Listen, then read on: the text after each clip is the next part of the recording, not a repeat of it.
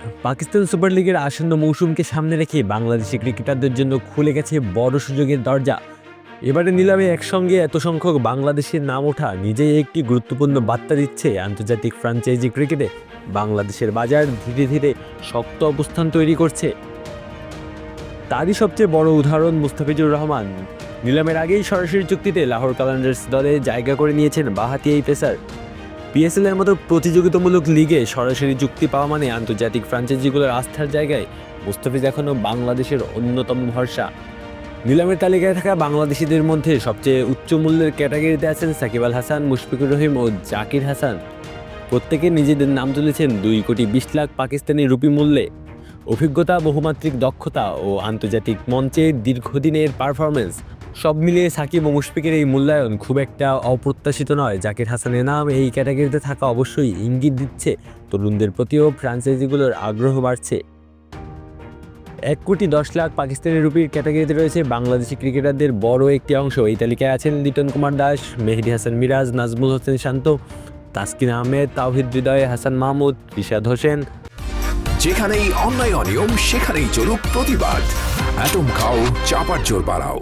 নুরুল হাসান সোহান সহ জাতীয় দলের বর্তমান ও সাবেক অনেক গুরুত্বপূর্ণ নাম, বিশেষ করে অলরাউন্ডার ও পেস বোলারদের এই তালিকায় আধিক্য চোখে পড়ার মতো। আধুনিক টি-20তে দ্রুতগতির বোলিং ও কার্যকর অলরাউন্ডারদের চাহিদা যে কতটা, সেটাই যেন এই নিলাম তালিকায় স্পষ্ট করে দিচ্ছে। 60,00,000 পাকিস্তানি রুপির ক্যাটাগরিতে রয়েছেন আরও অনেক পরিচিত ও উদীয়মান ক্রিকেটার। আফিফ হোসেন ধ্রুব, আকবর আলী, নাসির হোসেন, সাব্বির রহমান, সৌম্য সরকার, মোহাম্মদ সাইফুদ্দিন, নাইম শেখ, নাইম হাসান সহ এই তালিকায় আছেন অভিজ্ঞতার পাশাপাশি সম্ভাবনাময় বেশ কিছু তারকা। এই ক্যাটাগরি মূলত সেই ক্রিকেটারদের জন্য যাদের দিয়ে দলগুলো স্কোয়াডের গভীরতা বাড়াতে চায় এবং প্রয়োজন অনুযায়ী ম্যাচ উইনার হিসেবে গড়ে তোলার সুযোগ দেখে। সব মিলিয়ে এবারে পিএসএল নিলাম বাংলাদেশের ক্রিকেটের জন্য এক ধরনের মাইলফলকও বলা যায়। অতীতে নিয়মিত সুযোগ না পাওয়া কিংবা শেষ মুহূর্তে বাদ পড়ার গল্প থাকলেও এবার চিত্রটা ভিন্ন।